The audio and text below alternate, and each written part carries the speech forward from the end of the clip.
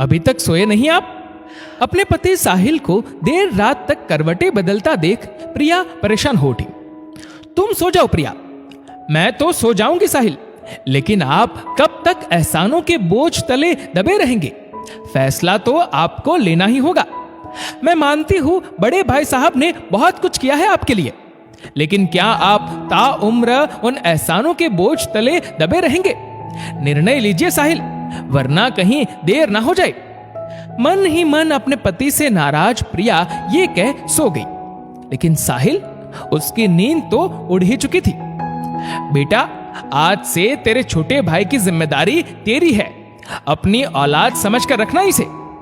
बाबूजी ने अपने आखिरी पलों में साहिल के बड़े भाई आलोक से यह वादा लिया था।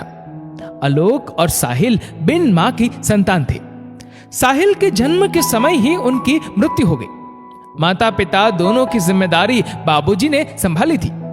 दोनों भाइयों में 10 वर्ष का अंतर था। जब आलोक नौकरी में आया तो ये सोच कि घर में लक्ष्मी आ जाए, बाबूजी ने आलोक की शादी इंदु से कर दी। दोहरी जिम्मेदारी निभाते निभाते बाबूजी समय से पहले वृद्ध हो चले थे और अपनी जिम्मेदारी आलोक पे डाल चल बसे। साहिल के लिए अब उसके भैया भाभी ही सब कुछ थे। आलोक अपनी जिम्मेदारी बखूबी निभा रहा था, साहिल की पढ़ाई लिखाई हो या अन्य खर्चे। लेकिन ये बात इंदु को अखर थी कि उसका पति अपनी कमाई अपने छोटे भाई पे खर्च करे। इंदु पूरा प्रयास करती आलोक को रोकने का, लेकिन जब बात नहीं बनी तो उसने दूसरा रास्ता निकाल लिया। बाहर के काम तो साहिल की जिम्मेदारी थे ही, अब घर के छोटे मोटे कामों में भी इंदु ने साहिल को लगा दिया। कॉलेज की पढ़ाई और कामों से साहिल परेशान हो उठा, लेकिन भाई के एहसानों से दबा मुंह सिए रखता। जल्दी ही कॉलेज समाप्त कर साहिल की नौकरी भी लग गई। अब तो इंदु की लॉटरी लग गई। साहिल ये लिस्ट दे रही हूं, शाम को लौटना तो सारा सामान लेते आना। इंदु हर पहली तारीख को एक लंबी लिस्ट साहिल को पकड़ा देती और साहिल अपनी पगार का एक बड़ा हिस्सा पहले दिन ही खर्च करने को मजबूर हो जाता। सब देख सुनकर भी आलोक अब चुप रहता। आखिर इतने सालों की इंदु की मेहनत रंग लाई और अब आलोक के मन में इंदु ने साहिल के खिलाफ जहर भर दिया था। क्या बहू, देवर की शादी नहीं करोगे क्या? अब तो नौकरी भी करता है साहिल। बड़ी बुआ की बार बार टोकने पे मजबूरी में इंदु और आलोक ने साहिल की शादी के लिए हामी भर दी। इच्छा तो उन दोनों की नहीं थी, जानते थे सोने का अंडा देने वाली मुर्गी कहीं शादी के बाद हाथ से निकल ना जाए।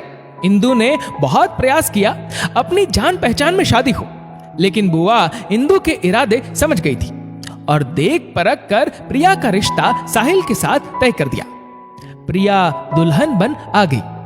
शुरुआत के कुछ दिनों में ही समझदार प्रिया ये जान गई कि उसके पति की हैसियत इस घर में सिर्फ एक पर्सनल नौकर की है और उसकी नौकरानी की, क्योंकि प्रिया के आने से इंदु को और भी आराम हो गया। घर और बाहर दोनों के काम साहिल और प्रिया ही करते। साहिल, क्यों ना हम अलग रहे? एक दिन प्रिया बोली। नहीं प्रिया, ये घर मेरे बाबूजी का है, मेरा बचपन बीता है यहाँ। अपनी माँ को तो देखा नहीं मैंने, लेकिन उनकी मौजूदगी का एहसास होता है इस घर में, और भैया भाभी के बहुत एहसान भी है मुझ पे। मैं ऐसा करने की सोच भी नहीं सकता। साहिल की दो टुक बात सुन प्रिया चुप रह जाती। इसी उधेड़ बुन में जिंदगी कट रही थी।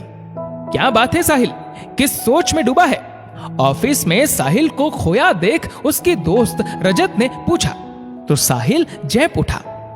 कुछ नहीं दोस्त, तेरी भाभी का जन्मदिन है कल, सोच रहा हूं एक अच्छी सी साड़ी गिफ्ट कर दूं।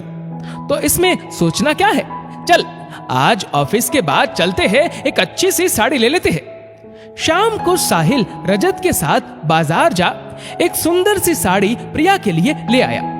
शादी के बाद पहला जन्मदिन था प्रिया का और साहिल इसे यादगार बनाना चाहता था। ये क्या है देवर जी? साड़ी की थैली हाथों में देख इंदु ने पूछताछ शुरू कर दी, और जैसे ही साहिल ने बताया कि ये प्रिया के जन्मदिन का तोहफा है, इंदु भड़क उठी। इतने पैसे बेकार कर दिए जन्मदिन के नाम पे। अरे ऐसा क्या शौक चला है जन्मदिन का? मेरे घर में ऐसे फालतू के खर्चे नहीं चलेंगे। पत्नी के आते ही फालतू के खर्च शुरू कर दिए। भाभी, आप भूल रही है, ये घर बाबूजी का है। पति का अपमान देख आज प्रिया खुद को रोक ना पाई। प्रिया का इतना बोलना था कि इंदु अपना आपा खो बैठी और दोनों पति पत्नी को खूब खरी खोटी सुना दी। आलोक वहीं खड़ा चुपचाप सुनता रहा। साहिल के इशारे पे प्रिया आगे कुछ बोल नहीं पाई, लेकिन साहिल, उसका मन अब टूट चुका था। अपने भाई भाभी के व्यवहार और उनके एहसानों के बोझ को ढोते ढोते सोचते सोचते रात निकल गई।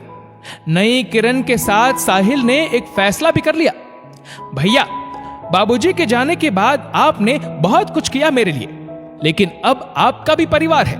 मैंने घर देख लिया है। आज शाम ही प्रिया और मैं वहां शिफ्ट हो जाएंगे। ठीक है साहिल, जब तुमने सोच लिया है तो तुम्हें रोकूंगा नहीं, लेकिन इस घर पे तुम्हारा हक नहीं होगा। सोच लेना, तुम पे आज तक मैंने जो खर्च किया उसके बदले तुम्हारा हिस्सा मेरा हुआ। अपने पिता तुल्य भाई के मुंह से ऐसी बातें सुन साहिल दंग रह गया। ठीक है भैया, अगर ऐसी बात है तो ये घर आपका हुआ। मेरे साथ तो माँ बाबूजी का आशीर्वाद है, फिर ये क्या, मैं किसी भी घर में रह लूंगा। लेकिन 2 पल को सोचना भैया, आप क्या जवाब दोगे माँ बाबूजी को?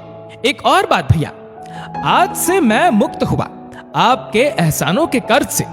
अब मेरे सर आपका कोई एहसान बकाया नहीं है। अपने भाई को पहली बार जवाब दे भरे गले से साहिल और प्रिया माँ बाबूजी की तस्वीर, उनकी ना मिटने वाली यादें और उनका आशीर्वाद ले निकल पड़े अपनी नई दुनिया बसाने।